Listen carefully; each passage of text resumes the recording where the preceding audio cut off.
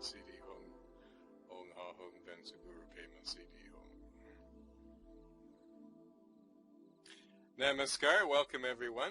I am Tseten and welcome to my Sunday now Dharma talk. I'll just put my personal information in the chat for those of you who are interested and or are new. You'll notice one change in that. I'm not going to go through it all, but you'll notice one change in it is that Mount Everest Sim no longer exists. So my talks are no longer being archived there as they used to be. However, you can obtain all of the talks. There's 75 items in the library at Zhuangzhun, which is located in the Visit Atoll Sim, and that's the official Sim of the Dharma Transmission to the West group, which I would encourage you to join. So, going on with the topic of today's talk, after our 2-hour extravaganza on the Mahaparinibbana Sutta last Sunday, you'll be happy to learn, some of you perhaps will be happy to learn that today's talk is going to be fairly short. We're going to talk about the Mahasudassana Sutta, which is the 17th Sutta of the Pali Canon, of the Digha Nikaya rather, and it's fairly short. It's called The Discourse on the Wheel-Turning Monarch, and it will probably take us approximately 30 minutes, followed by Q&A. However, I thought if people are interested, we might relocate at the end of the talk to the circle in Zhuangzhun, and I could read. I've been finalizing my Dao De Jing translations, and I pretty much finalized the first 10 chapters. So if you're interested in spending half an hour or so listening to my translations of the Dao De Jing, informally, you're welcome to come to the circle afterwards, and we could do that if you're interested. So, the Mahasudassana Sutta takes place at Kusinara, shortly before the Parinirvana, which is perhaps why it follows the Mahaparinibbana Sutta that we discussed last week. Kusinara, or Kushinagar, I believe, as it is called today, is of course where the Buddha passed on, hence the meaning of the word parinirvana. The sutta is an expansion of the conversation referred to between Ananda and the Buddha. You may recall this from last week, in which Ananda entreats the Buddha not to allow himself to die, quote, in this miserable little town of Wattle and Daub, right in the jungle, in the back of beyond, quote unquote. Ananda was always a bit strange. To refute Ananda's typification of the town, the Buddha tells the story of King Mahasudassana, whose name means Great King of Glory. And there's a turn-of-the-century view that this story stems from an Indian or an Indic solar myth, which was popular, of course. It's attributed to a variety of stories at the turn of the century, and it's been pretty much discarded today, although our translator actually says that he thinks probably Rhys Davids, who originated the theory, is right. Anyway, Mahasudassana, whose name means Great King of Glory, solar symbolism nonetheless. This story also occurs in the Jatakas. These are the past tales, a late work of the Pali Canon attached to the Khandaka Nikaya, I believe, which is a collection of past life stories of the Buddha. Under the name of Kusawati, Kusinara was the capital of the king's realm. So it was called, and during the time of King Mahasudassana, it was called Kusawati. The Buddha compares it to a Deva city, a Lakamanda, which gives us another interesting detail about the nature of the Deva worlds as well. Vanuposita, that is the new or full moon, which of course is a pre-Buddhist Vedic observance, which the Buddhists adopted, and we don't know the month. There were 2, of course, in every month. The king is fasting on the roof of his palace when he has what can only be described in the light of contemporary information, and we're going to be quite contemporary with this interpretation, but the phenomenology is fits perfectly. We can only describe what is described, and I'm not necessarily suggesting this was an historical event, but we can only describe what is described in the Sutta as a close encounter with a UFO. It appears to him as the disk of the sun, thousand-spoked, complete with rim, hub, and all appurtenances. In other words, he experiences a celestial solar wheel, similar in appearance, in fact, to the wheels of Ezekiel of the Old Testament, plunging in and out of the sea. Clearly, a UFO-type celestial phenomenon. According to the account, the wheel indicates to the king where he should conquer and expand his territory, which he did with great success. The countries that the king invades surrender without resistance, and the king establishes a society based on the principles of Dharma. Once the king's new Dharma kingdom is established, the UFO comes to hover over the king's palace. And there is an artist's interpretation of the wheels of Ezekiel from the Old Testament for comparison.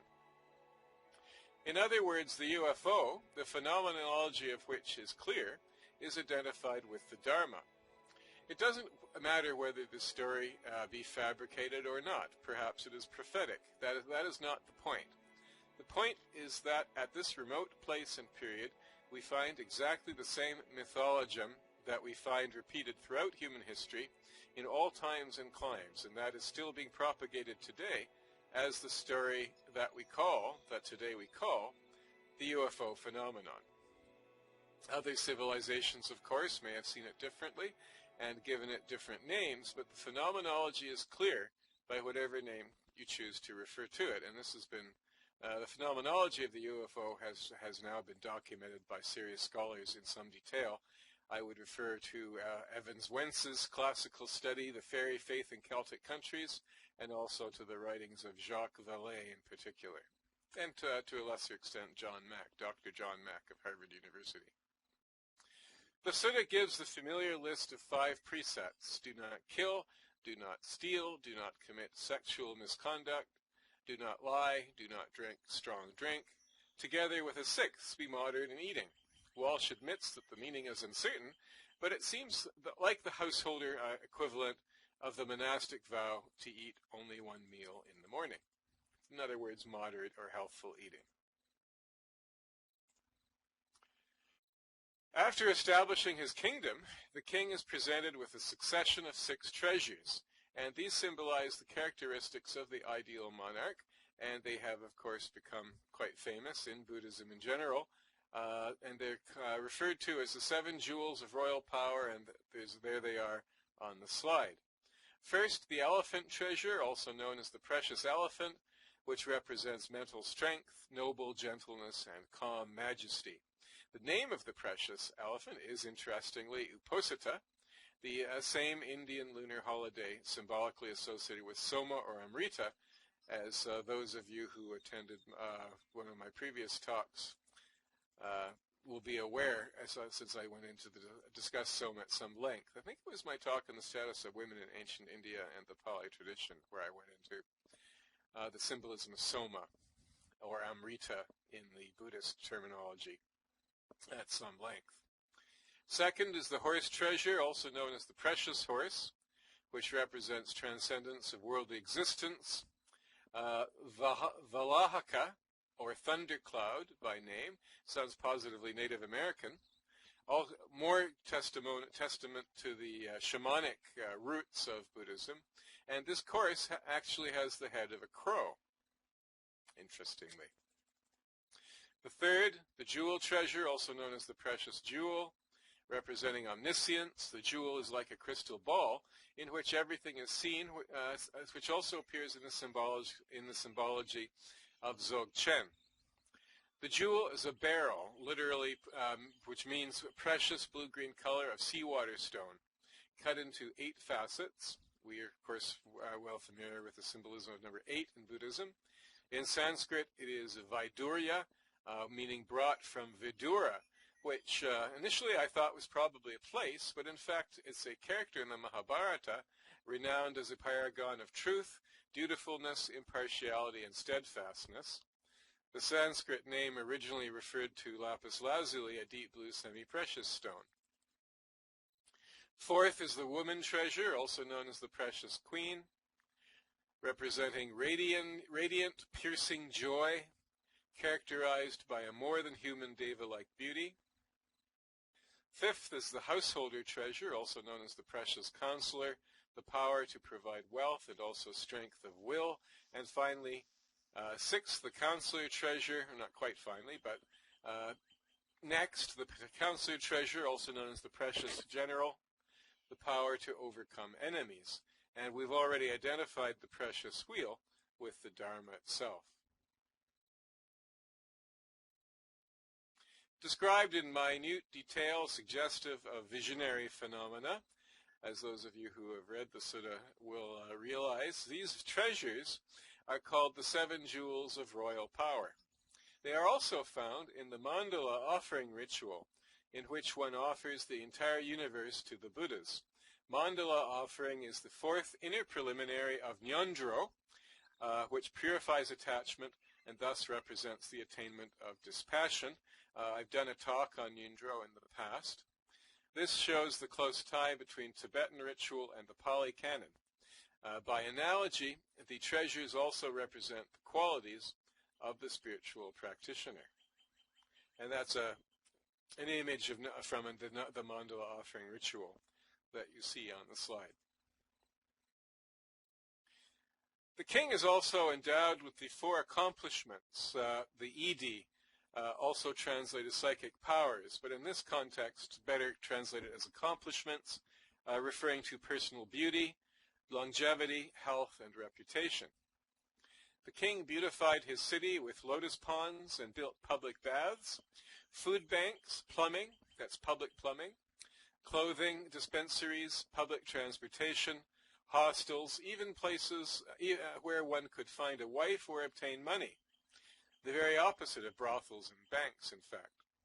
The aristocrats were so satisfied with the king's rule that they wanted to build him a palace, but Sakka, the ruler of the gods, stepped in and had his personal architect, Visakama, build him a fabulous palace.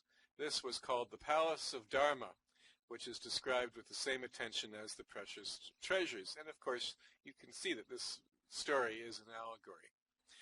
These surreal, highly detailed, symbolic, and aesthetic descriptions suggest the paradises in Pure Land Buddhism, and we're probably not going to have many opportunities to mention Pure Land Buddhism in this series of talks. So there's an image there of Sukhavati, I'm not sure how it's pronounced.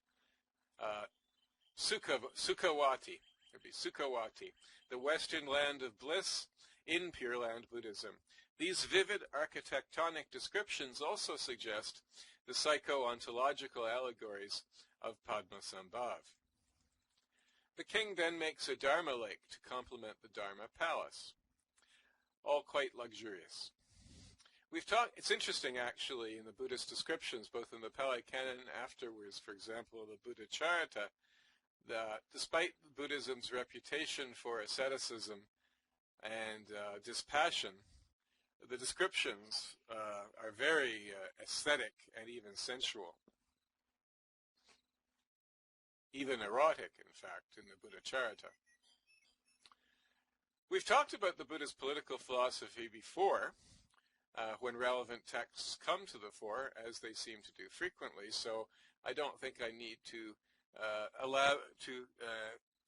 emphasize the fact that the reference to the public baths, food banks, public plumbing, clothing dispensaries, public transportation, hostels, even places where one could find a wife or obtain money, is of course a clear reference to an orientation, if you like, to a political orientation, which today we would call socialism. And the Dalai Lama, in fact, has made this explicit in his declaration that he himself is a Marxist. So, going on from that, I don't want to dwell on that too much. We've mentioned this several times in the past. Having established himself in the palace of Dharma, King Mahasudassana ruminates on the karma that brought him to this place, and he identifies three kinds of karma that are responsible, which of course are interesting in the context of understanding how the mechanics of karma and how karma gives rise to, how causes give rise to results. So he identifies the karma of giving, which of course returns to him in the form of wealth, the karma of self-control, which returns to him in the form of political power, and the karma of abstinence, which returns to him in the form of great opportunity. Entering the great gabled chamber, the king, which is the greatest room in the house, in the palace, the king declares, quote, "May the thoughts of lust, ill will, and cruelty cease." Rather like a mantra or an affirmation. He says this at the portal as he enters the room, and it's really a kind of consecration. Since having consecrated the room in this way, for example, he does not allow his queen to enter the room for obvious reasons that she would precipitate within him feelings of lust. So it's as though he's consecrated this room as a kind of temple, a temple to his practice, which he is now about to undertake. So sitting down cross-legged on the golden couch, he bans all sense desires and unwholesome thoughts from his mind, and immediately enters the first jhana. He rapidly progresses through the second through fourth jhanas, obviously as a result of karma. He's able to move through the jhanas rapidly. He then leaves the great gabled chamber and enters the golden gabled chamber and sits down on the silver couch where he practices metta meditation, pervading the four quarters with loving kindness, compassion, sympathetic joy, and equanimity, called the four divine abidings. There are several things we can take from this description. First, the significance of the vow, which relates to the power of truth, which I have, or the act of truth, which I have discussed before. Second, the cross-legged posture, the asana of meditation that goes back as far as the Indus Valley civilization. And it just occurred to me I could have put an image of, I have an image from Indus Valley civilization of the cross-legged posture, probably the earliest appearance of it. But I didn't think to do that, so maybe I'll do it at the end. I'll put it on a trim and you can see it, if I can find the texture quickly. Third, the cultivation of dispassion, the key to the realization of jhana. Fourth, that a king or a householder can engage in these practices with success, which is an interesting corrective to the view that only monastics can practice advanced meditative techniques. And finally, fifth, the supporting role of metta meditation. And this relationship between the jhanas and metta meditation is very interesting, as we shall see. A notable detail is that the king, having attained the fourth jhana, undertakes the practice of metta and is reborn in the Brahma world. This is all mentioned in the Sutta. However, if you've attended my talks on the jhanas in the past, and the relationship between the jhanas and the attainment of the arhat, in particular the five pure abodes, the attainment of the fourth jhana is the attainment of an arhat who should be reborn in one of the five pure abodes at least. To me, this description is a prefiguring of the path of the bodhisattva, who, having attained the jhanas, chooses to pursue metta rather than nirvana, thus ensuring his rebirth for an indefinite period. Elsewhere, the Buddha specifically states, that, referring to himself, that he has never been born in any of the five pure abodes. He mentions that he's been born in every state, samsaric state, except the five pure abodes, because that would prohibit his being reborn as a human being. No one who is reborn in the five pure abodes is reborn as a human. The story of King Mahasudassana takes place when humanity existed in a pure, more Devic state. Those of you may recall this concept from my talk on, what was it called?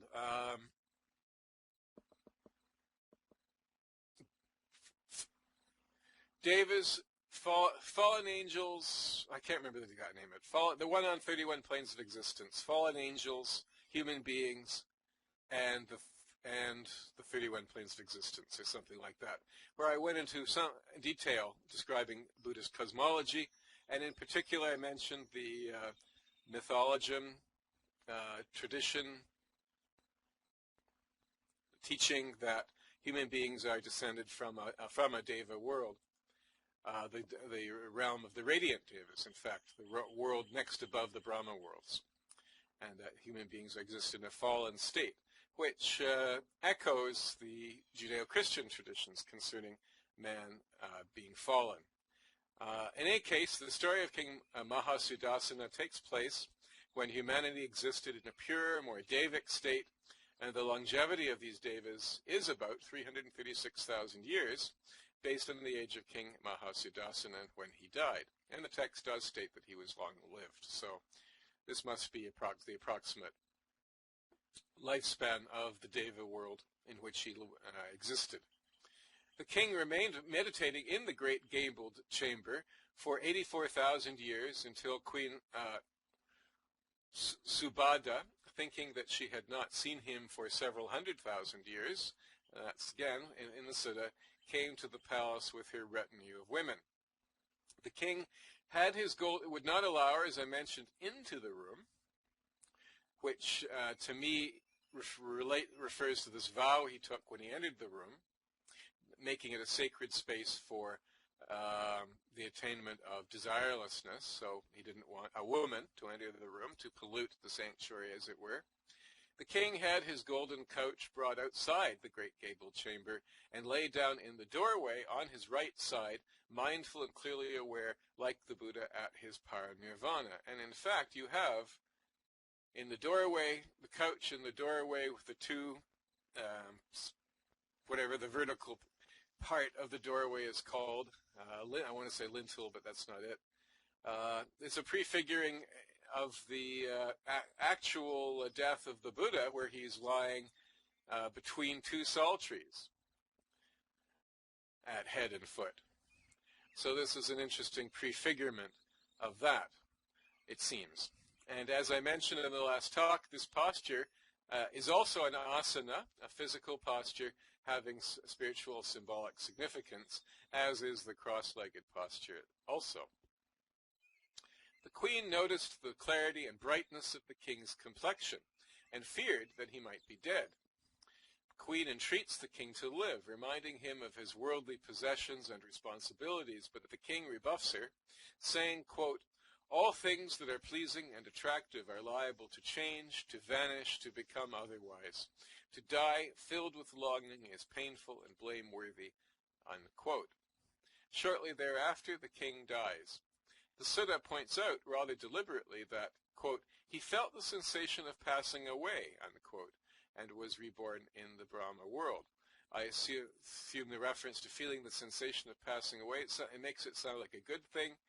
I suspect this is part of the technique of conscious dying, which I also mentioned in previous talks. The Pawa, as it's called in Tibetan. The Buddha then reveals to Ananda that he, Gautama, was in fact King Mahasudassana in a previous rebirth. This is a device that the Buddha uses quite frequently throughout the suttas. Quoting from the Buddha himself, 6 times, Ananda, I recall, discarding the body in this place, and at the 7th time I discarded it as a wheel-turning monarch, a righteous king who had conquered the 4 quarters and established a firm rule, and who possessed the 7 treasures. But Ananda, I do not see any place in this world with its devas and maras, that is, demonic beings, and brahmas, or in this generation with its ascetics and brahmins, princes and people, where the Tathagata will, for an 8th time, discard the body, unquote. This passage attests both to the Buddha's recollection of past lives, which is a recurrent theme throughout the Pali Canon, and to the transcendent nature of a Tathagata, without clarifying the question of his post-mortem status that we have discussed in a previous talk. And we are looking for hints of that status as we go through the suttas. We will be looking for that, since that is an open question, a highly disputed question in Buddhist theology, if you want to use that word, dharmology, if you prefer. So we're going to be watching for that as we go forward, to see if we can what we can find out about the postmortem status of a Tathagata, what we can glean from specific references throughout the suttas. So that completes the talk for today. It's relatively short. Before we go on to the dedication of merit, does anyone have any questions? And while you're thinking, I'm going to look for what was the text, what was the asana, the cross-legged posture. Let me just see if I can find it very quickly. If not,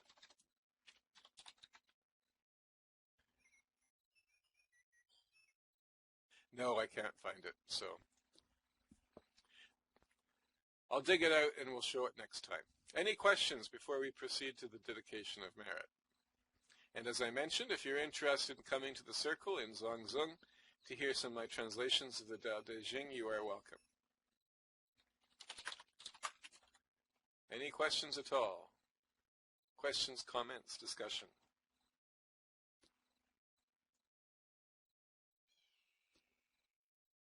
Since we're finishing early today, I will relocate to my own sim, the sim of the Dharma transmission to the West Group. It's in the Visit Atoll sim. So if you use the map, there it is. And I only read the first 10 chapters of the Tao Te Ching, which are the ones I've more or less finalized. The rest I'm still working on. I've done my first draft of almost the entire thing. Only about half a dozen left to go, but I'm working with a friend who's taking looking at the final translation and making suggestions. So we're in the final stages now, and we're starting the final revision. So it seems there are no questions. So let's proceed to the dedication of merit, whereby we dedicate the merit of this talk to all beings. Whatever understanding, whatever positive force has come from this. Oh, Jose has a question. Okay. I'm all ears. Did you post it and I didn't see it, or have you not posted it yet?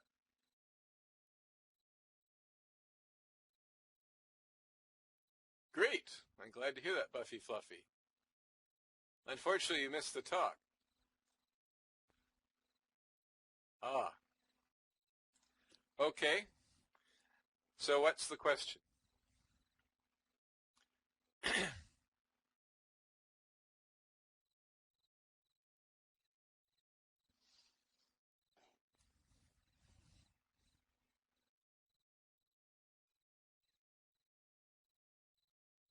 Jospe asks, if this king was reborn in pure abode, and when Gautama was this king, how did Gautama get back here? He wasn't reborn in the pure abode. That was my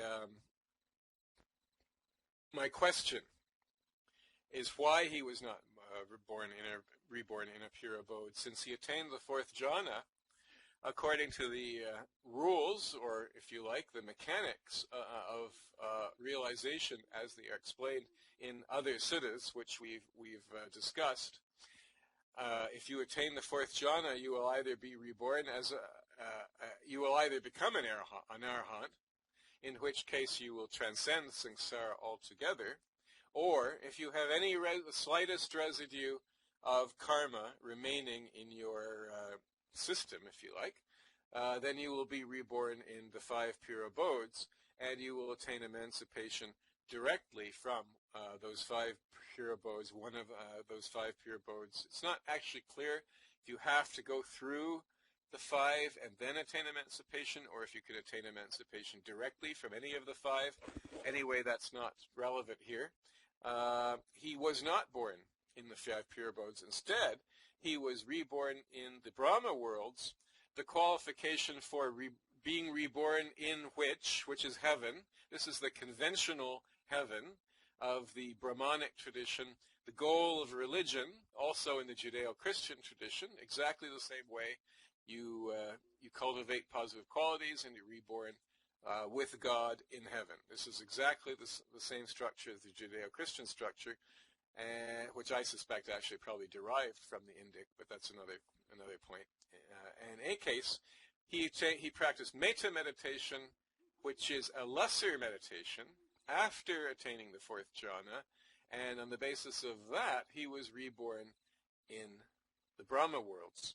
So the question then becomes, why? Because he could have been reborn in the 5 pure abodes, and he was not. Clearly, he has renounced the attainment of an arhat in favor of being reborn, remembering that this is an earlier incarnation of the Buddha, in favor of being reborn and ultimately being reborn as the Buddha that we know, Gautama. So I am speculating, and I think on fairly solid ground here, that this is actually a reference in the Pali Canon, a rare reference, since the Pali Canon teaches the path of the Arhat. This is a rare reference in the Pali Canon to the mechanics or dynamics of the path of the Bodhisattva, which of course was the path that the Buddha himself was following. The path taught the path of an Arhat, but in fact he did not follow it himself, he followed the path of a Bodhisattva. And that is, of course, Mahayana doctrine, but it's also clearly evident in the Pali Canon itself, as Bhikkhu Bodhi has pointed out in an essay which he's written on this topic. So I hope that answers your question. Any other questions before we proceed to dedicate the merit of this talk to all beings? It's a short little sutta, but it's actually got some interesting points in it. One thing I'm going to do when I publish these talks is I'm going to have an index, a doctrinal index at the end, where every principle or philosophical point or doctrine or concept that I identify in the talks I'm going to collect into an alphabetical list with page references at the end, so that you can flip back and forth and see where they all are. Because as we go through, of course, sutta by sutta, I'm identifying these details as they arise. So it seems like we have no more questions. So now, let's proceed with the dedication of merit, whereby we dedicate the merit of this talk to all beings. Whatever understanding, whatever positive force has come from this, may it go deeper and deeper and act as a cause to reach enlightenment for the benefit of all. Thank you very much for this opportunity to discuss Dharma. It is my pleasure and privilege. I will return next week at 2 p.m. Second Life time next Sunday. And now, for those of you who would like to join me in Zhuangzhun in the Visit Atoll Sim to hear some of my translations of the Tao Te Ching, and if you're interested to discuss them, you're welcome to join me there.